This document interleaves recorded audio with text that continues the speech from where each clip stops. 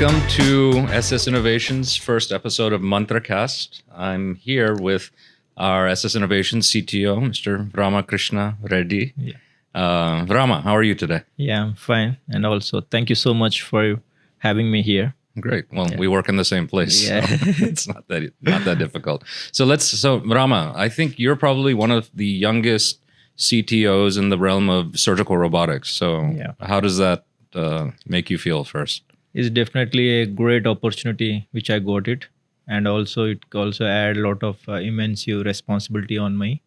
And I'm enjoying so far.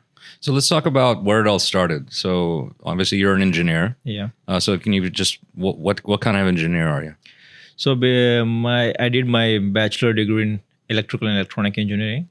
After that, I did my master degree in automation and robotics, and mostly specialization into the human-robot, physical human-robot interaction, robots.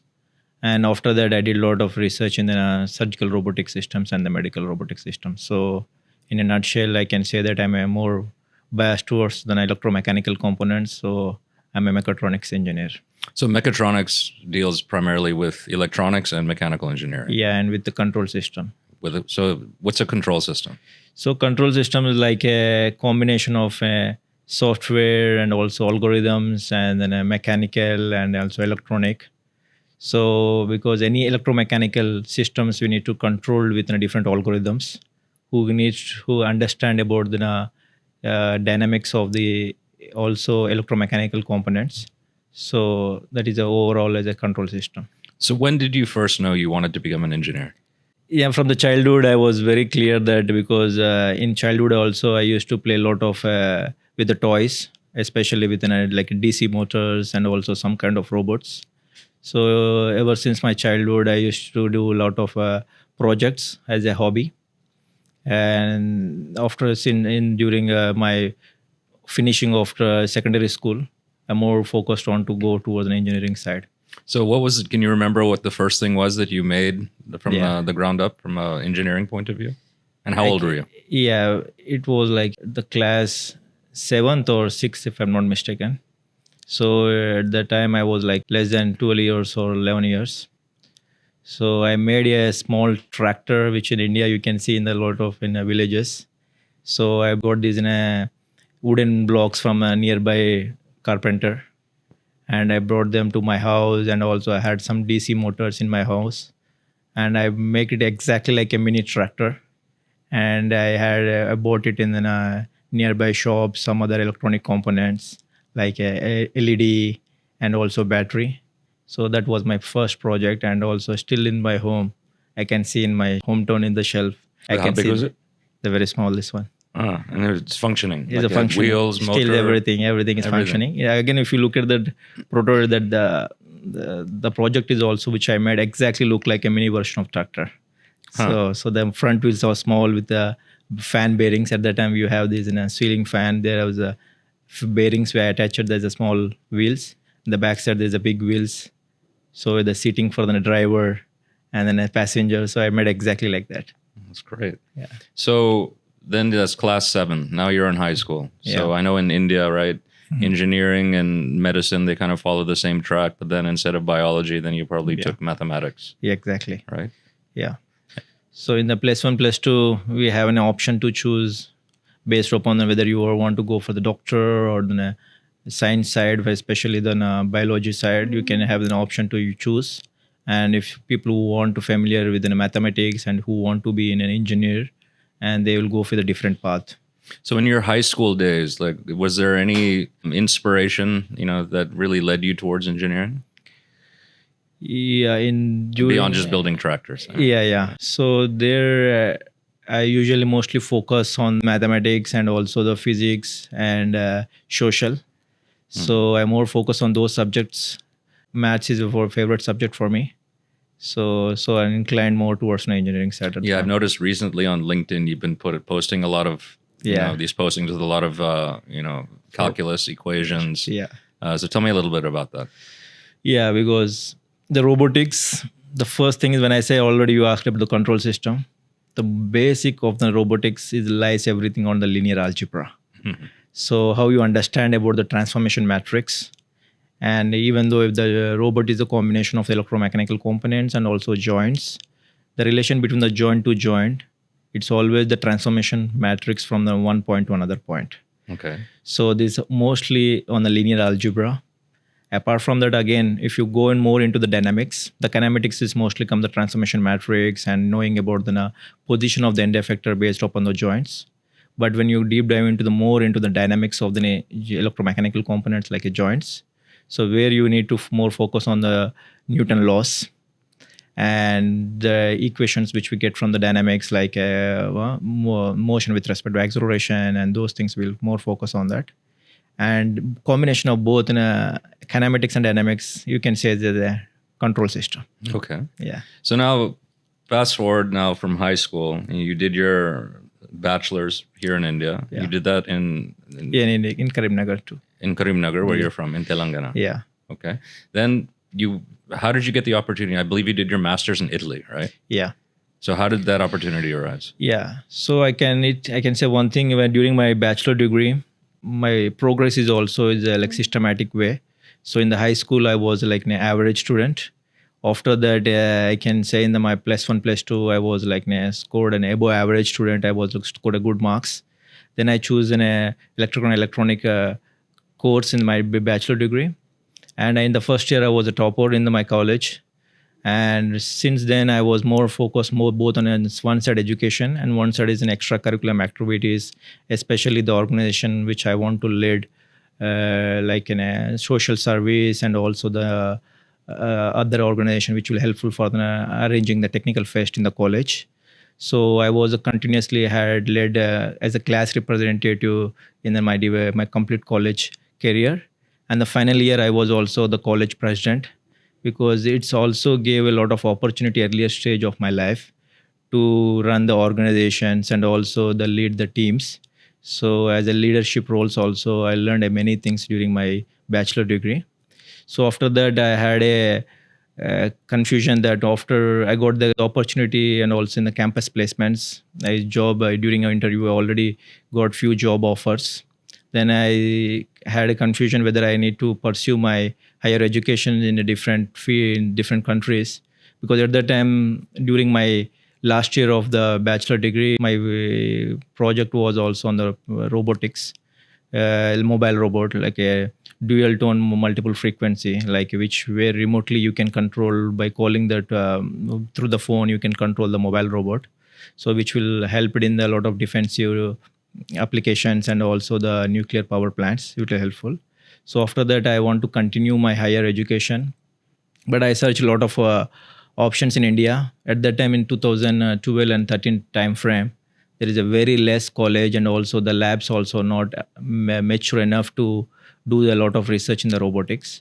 So I applied for US universities and then Europe. So one thing I felt that I want to do it like in a minimal cost, and because in the US, it's a lot of tuition fee is very high. It's very high, and also if you want to go for the big schools, again the tuition fee is very high in the US and also in the Germany, and also I look another part of world like in Europe.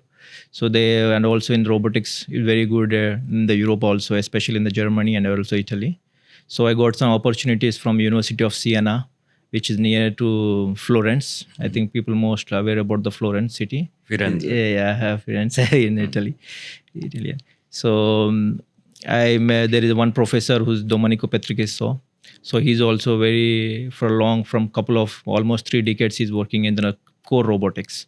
So I applied for that. I got an opportunity. Then I moved to Italy initially. So which is also universities which is founded in the earlier 13th century. This is one of the oldest university. Oh, wow. Yeah. So library must have been amazing. Yeah, museums, and because the city itself is like library, all are mostly museums. Yeah. And so you lived in Italy for 3 years. Yeah, 2 years. 2 years master's program. Yeah. And what was your favorite thing, non-academic about living in Italy? One thing that personally from my childhood, I like history apart from engineering, because if you go back to our Indian culture also, there is a lot of history in it. in earlier civilization, how like what of in India also different ethnic groups, they have their own different culture and also different languages. So I'm more biased towards the this history. And also when in Italy, if you all you know that there is a roads and also buildings and all mostly medieval time, still the roads and the buildings they kept it very in a better way, and still you can visit whenever like you get a time. And also the church there, and the many things there. I liked it about that. And then food, especially the food. The food, yeah, of course. Yeah. You cannot say you don't love the food from Italy. Yeah. So then after Italy, you moved to Germany, I believe, right? Yeah. You were in Seefeld? Yeah, I was in Munich. In Munich, Yeah. right? So DLR is the research arm of German aerospace, right? And how was that experience? Yeah, during my second year, almost I completed all the courses. But I got at that time I had again opportunity, because always it's like my life is a connecting dots.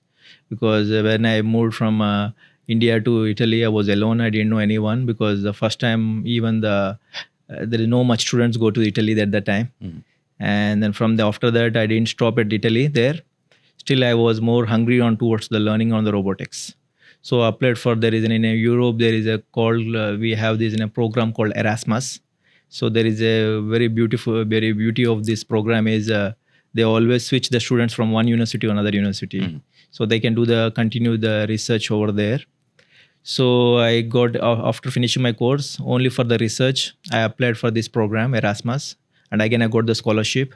So I moved to the Technical University of Munich, where I studied parallelly. I did my research there, especially on the physical human-robot interaction.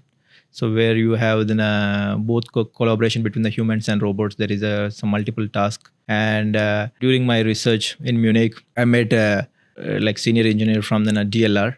So he also had some collaboration between the Technical University of Munich and then DLR in Westling, where he is also in Munich. So after I applied for, there is a position for the research student position there in the DLR. So I went there and I did my interview.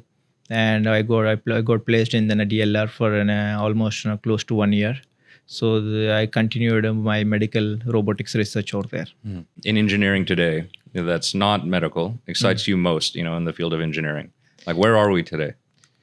So one thing we can notice that, like when I left India in 2014 timeframe, and now in 2025, there is a lot has changed already. And if you look at even when we were 10 years ago, India was like it's the largest economy. Today we are if I'm not mistaken, we are like in a 5th largest economy. We are in the top 5. So India is growing rapidly. And also in the recent times, when I can also say that during my master degree also, my core subjects was in machine learning and AI. And I had, again, electromechanical components like robotics, kinematics and dynamics and the control system. So at that time, I didn't even think that how AI and machine learning can take this path. And today in India, you can see that AI and machine learning is taking going advanced day by day, and not only in India, but also different countries, especially in India, because India is divided into the many parts in terms of ethnic groups and also like different caste or different people like in north, south, east or whatever it may be. But the crucial part is still we are like grouped in a different, labeled as different groups. So for AI and machine learning, whatever you are implementing, any applications in the medical or engineering sector, the data is the most crucial things. So particularly as India is a developing country, and if we get the data properly and utilize it in a very good way, so we can do miracles in India, especially in healthcare. Because if you look at, there is a few diseases, these kind of diseases more in few ethnic groups. So with the data, you can solve many things in India.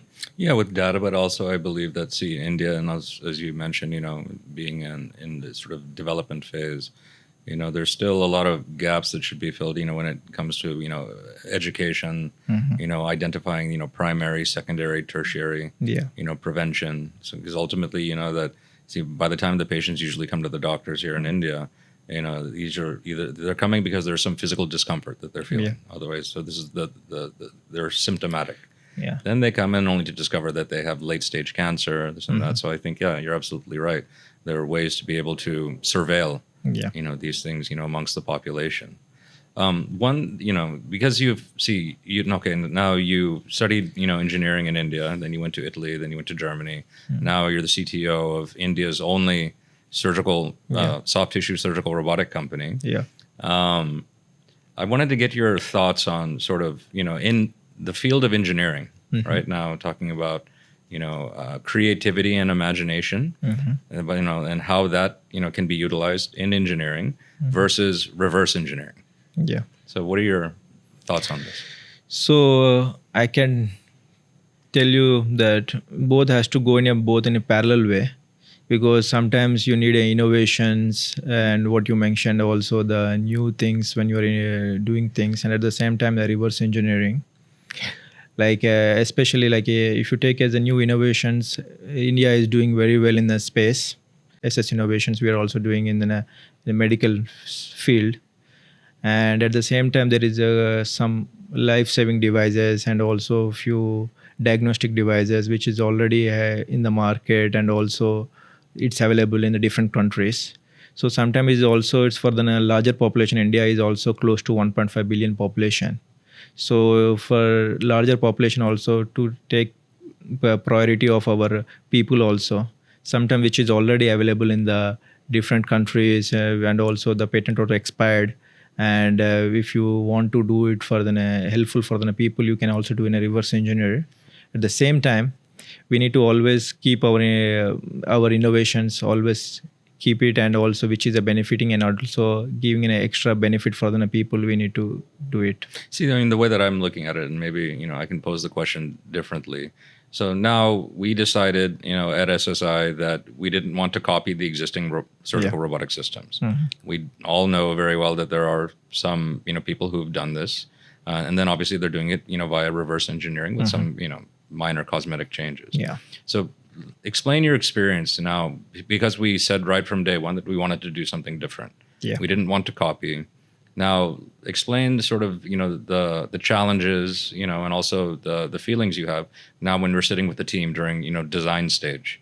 Coming up with different ideas, different prototypes, what works, what doesn't. So there's a different evolutionary process that I feel. See, I'm also not an engineer. So I've learned a lot from you guys, but there's a different self evolution that occurs once you are harnessing the imagination, having these discussions, sitting in a room with people, sharing ideas.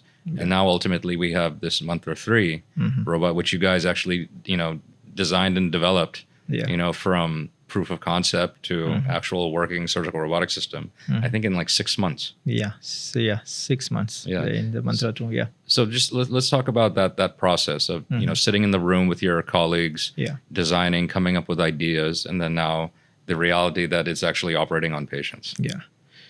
If you remember the first prototype when we built it, and when we went for the clinical trials, and before that we did animal trials and the cadaver trials.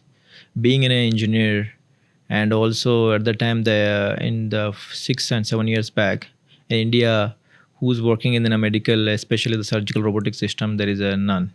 So there is hardly you can find even in the world also you can find only few people. So at the time, whatever we had to do it, when we learned ourselves as being an engineer, we learned, and also team, we all learned together and sharing the views and also sharing the informations in a drawing board. And also, if you first time when we were in the operation theater, that is the first time in our life also, the first time when you're doing clinical trials, the first time in my life also, I saw the first time the operation theater, how it looks. And when we install the system, and when our product was being testing on the patients first time, so the experience was completely different. And we learned many inputs from the operation theater, from the surgeons and OT staff. What emotions were you feeling in that moment? Like, how were you feeling? Were you nervous? Were you confident? Were you? No, by looking at the first time, the blood and everything, I was completely nervous. And I didn't even understand initially what is going on. Yeah. So because the first time there is an anesthetist, they're putting some and also putting the ports, and there is a complete team there also. It's not a totally surgeon, new experience. New experience, and also there is a lights and OT lights. So from design to application. Yeah, it's completely different actually. Yeah. And I thought about that before that there is a surgeon can do only the surgery, but not only that's not true completely, because surgeon is doing a surgery, but there is other teams who's helping to surgeon also in the OT. Sure. So the first time we noticed many things in the OT. So after finishing, because I think we did more than approximately 19 to 20 patient we did then these clinical trials initially on the prototype one. And every day when we finished our clinical case, we came back to our rooms or in hotel, wherever we were. And we wrote all the inputs which we observed from the OT.